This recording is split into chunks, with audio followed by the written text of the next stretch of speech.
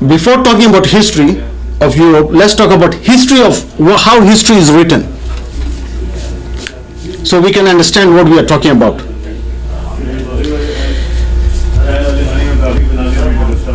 If you see here, in modern terminology, this is called periodization, where you divide history in different, slices and periods. You talk about, Renaissance, Enlightenment, all those aspects. So this is the study, and note what it says. All systems of periodizations are more or less arbitrary. Meaning what? Meaning they are based on somebody's, viewpoint. Arbitrary means somebody's viewpoint, which you agree to write on something. I'm not going to go into details here. Remember, this is not our topic of discussion. So this is, and it is a very old system. The Sumerian king actually, divided history in his own way, and the Greeks did that, and the Bible also. Based on the Bible, we also have divided, history. I will show you just in a moment here, and then we'll go. Ignore this 1-3-H system. This is the modern archaeological way of periodization.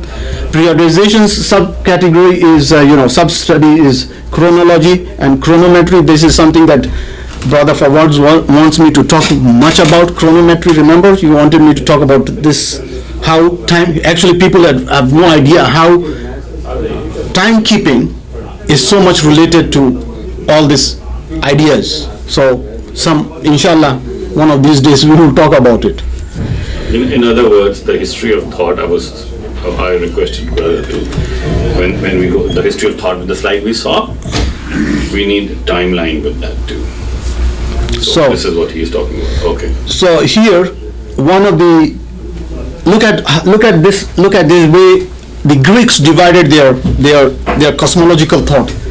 It was divided into five ages: Golden Age, Silver Age, Bronze Age, Heroic Age, Iron Age. This is how the Greek. I'm not going to get details on these things because this is a subject by itself.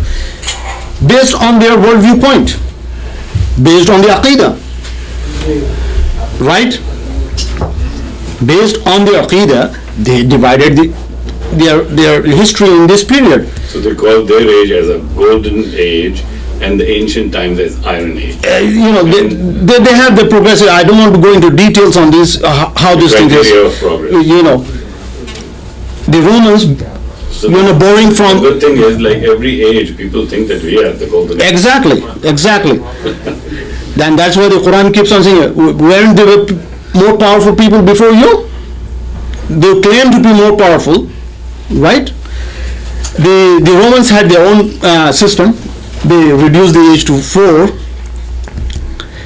This is a painting. There are more paintings like this. This is a painting by the Renaissance painter about the Golden Age. Oh, okay. This is the criteria of Golden Age. Actually, I don't want to include this drawing, but unless I don't think you guys can appreciate what this is talking about. This is another painting by of the Iron Age.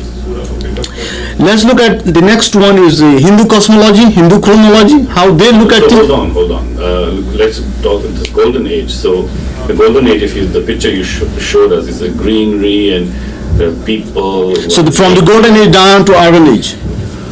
So the Golden Age was the best age which a human being can think of. Correct. Like greenery and men and women are naked and all that stuff. So today, if you remove Iman, this is the maximum.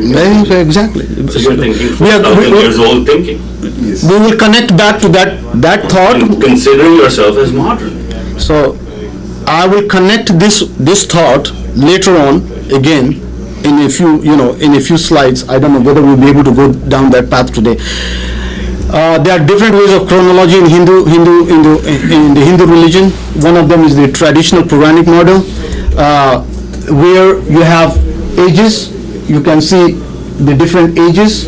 They are called Yug. Okay. Let me explain this one. The one that I drew here that will explain to you better. So these are 4 yugs. They make a Mahayug, And how many? 1000 Mahayugs make a Kalpa, 720 Kalpas make a Brahma year, and 1 Brahma year make 100 Brahma years make a Brahma life. You see how timekeeping is done?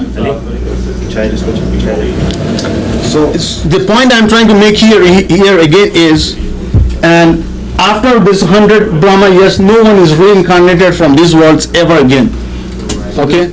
This Brahma is the god. The Brahma, the god, yes. So after 100 Brahma years, what happens? He dies?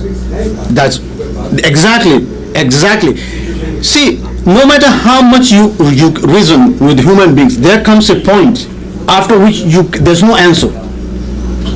Like, let me give you a counterpart question in Islam, and you can end it. After Jannah, what? That is eternal. Right? Eternal. You see, in any system of thought, regardless of whether it is materialistic or spiritual, the human mind can go up to a point, and that's it. After which there is no answer. So, like, why is like this one here? No one is reincarnated again. Why? If the cycle of reincarnation is going on, is endless, why stop here? There is no Brahma. So I'm not going to go into the details here. Ignore all these things here. Solar years, and there are solar years. Yeah, solar years. So this slide serves the purpose that the Hindu thought initially, 5,000 years old thought, where it started from, where it's coming from. It's coming from, and look at what Carl Sagan has to say about this. Actually, he didn't say this thing exactly, but he accepted this. Just read this carefully. Read this carefully and think about it. The Hindu religion, let me read it for you, okay? The Hindu religion is the only one of the world's great faiths dedicated to the idea that the cosmos itself undergoes an immense, indeed an infinite number of deaths and rebirths. It is the only religion in which the time scales correspond to those of modern scientific cosmology. Think about it. Like you were saying, like our brother Fawaz was saying, you think, and I think I've demonstrated to all of you sufficiently, that modern science is nothing but previous things recycled. If now you don't, if all the evidence that I've pointed out, if still somebody comes back and says no, then I don't know what to say. This is another example. Okay? It's the only world religion. Okay, so in the Bible, based on the Bible, this is another way of looking at the world. Extra. See the frame of reference has changed again. 6 ages of the world. Why? Based on the 6 days of creation. You see, the first age was from the beginning of human race, that is from Adam alayhi salam to Nuh alayhi salam, the flood. The second was from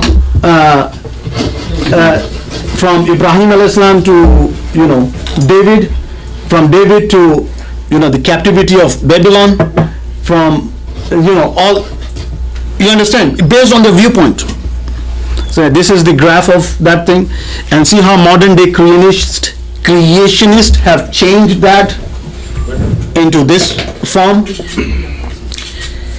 This is the Kabbalah also talks about this stuff here, and we are talking about communism. Communism has his own way of history. This is the stages of history of dialectical materialism, which we will discuss in detail very inshallah in secularism. And here we have another diagram explaining the same thing. Now we come to modern science. Modern science, people think this is a fact. Now look at it, compare with what I'm trying to explain to you. Now this is the modern science version of the universe.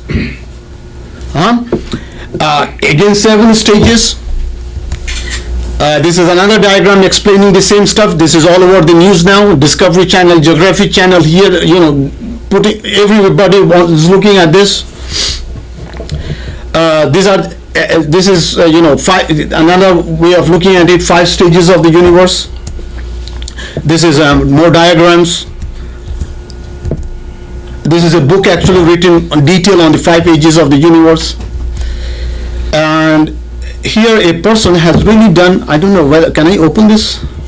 Can I open this? Yes. Copy paste in the browser. Yeah, this one you can. This one, can I do it this one? Click on the. I hope you come back. Oh, because I'm not connected to the internet. Anyway, this guy has a very detailed timeline from from the beginning of time to this thing. What I really wanted to show you guys is this one. He says this is where the age, the universe started, the past and the future. Look at what he says. Just look at I was pointing to his words. Who was saying that? This is a person who put up the timeline. Look at what he says. He says the past is confusing and the future is depressing. So current time is the right time, right? So enjoy. And exactly. Joy comes from here. Exactly. If you have this is your outcome of your thinking, then you have to enjoy. This is one life to live. Enjoy as much as you can. And actually, if we see Muslims, we don't realize that. And this is what we are using. This is actually not we are using. We are making dua. So here, Allah make you enjoy, brother. Exactly.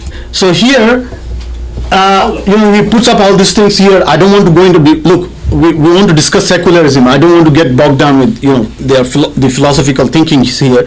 But the point of all this slide is, can you appreciate that how thoughts are based on belief?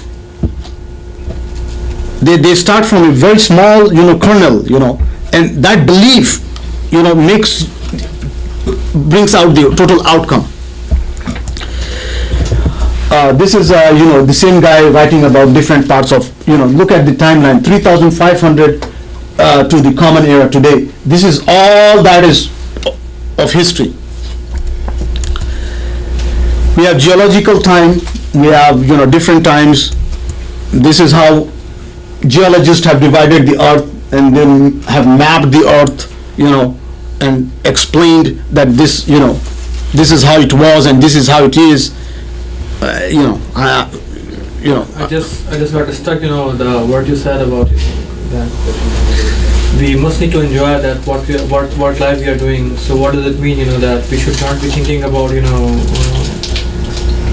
the future, or maybe the thing that we had done in the past, or is their view? No, that viewpoint, if you say the future is depressing and the past is confusing, then how do you act upon the present? Okay, the thing is, I used it, right? So the thing is, what's going on? This is the viewpoint where this thought came into. Let's go back and see in Islam, was this thought there? What is the thought? Today, thought is enjoy, right? Where did we inherit this thought from? No, from Islam. Why not? Because Islam has a different point of view, different world view. Our golden days are not in this dunya. Yeah, that's what I'm. Yeah, I was trying to put something. Maybe I misread or something. That when we talk about dunya, there are many sayings that we should be worried about the dunya, right? It's because it's limited. So how can we make sure that we must need to enjoy every time the time we are living? Is it something? The question that comes from those people who don't conceive the Islamic worldview fully. Like there's a hadith, Prophet ﷺ said, "Ad-dunya sijnul mu'min, sijnul mu'min, prison for mu'min, wa jannatul kafir." Do you understand the worldview of Islam? That we have been sent here to test. Imagine 1,000,000 eyes are looking at you. Like soccer going on, right? Go stand in the middle of the final. On the day of final, go stand in the center of the field, right before the game starts. While the teams are lined up waiting for you to leave that ground, you're standing here, whole world with cameras looking at you, how would you feel? Comfortable? No. Embarrassed, conscious, right? Right? A Muslim should feel more than that. Allah is watching me 24/7. I'm in a test. What do? Enjoy the test? So, do Muslims enjoy? That's a different question. They do. Do Muslims celebrate? It's a different question. Yeah, they do. What I'm trying to say here, look at the thought which is coming into our stream. So I will address that as we go on. Your answer will become more clear. That slide deals it in a bigger scale that Muslim thought when it was today. It came to today. How many thoughts influenced it? At what level? And what are the key players who did that? Okay. So this is a 24-hour clock on the history of mankind. You see that mankind just appeared like 2 minutes before midnight. Just 2 minutes before midnight. And as a digression, there's a whole big picture there. I'm not going to that. To do the same thing on a 24-hour clock for the cosmic, for the whole universe, is not possible. You have to do actually a cosmic year. And if you see here, mankind, where did mankind appear? Can somebody see? Right there, 31 December, right here. See here? End of the flight. Where is that? 65. Few seconds. Yeah, you understand. You get the idea. I really don't want to spend time cosmic here. Calendar. Yeah. So if you divide the cosmic calendar into 24 hours. No, 1 year on a 365. You can't do it on a 24. You can't even sort yourself there. So you have to do it on a 365 days. Cosmic, like 13 billion years of universe life. Yeah. If we divide that into 365 days of a human year. So where does a human being appeared in this history or in this cosmic calendar? So the last 500 years is 0.5 seconds. 23, 59, 59. You see that? This is how tiny you are. Just to give us an idea of time of this universe and where do we stand in that particular time in relation to the as a digression, I'll just put the history of Australia here. If it were put on a 24-hour clock, white people have appeared in 5 minutes, just 5 minutes past. This is how big is Australia. So anyway, so this was the background of Jewish history. No. Greek को define. No. So this is just there for placeholder there. I will develop this one later on. So we are going to what was requested before was history of Europe, and history of Europe, mind you, I can't do justice to it. Neither I'm a scholar. Now we have time for this. So I'm going to just give you like a brief, big, 100,000, 200,000 feet, picture on this thing, really fast. Otherwise, we will never be able to finish what we started. So there's a whole concept of, there are two things here: Western civilization and Western world. People think they are the same. They are not. There's a difference between that. The Western world, the concept of the Western world actually started when the Christianity is split between it's more ancient than that, but in the modern context, it started when the Christianity is split into the Eastern Orthodox and the Roman Catholic Church. We'll see that shortly. And history of Western civilization is basically when the modern age started and people colonized Australia, America, New Zealand, different places. That's Western civilization.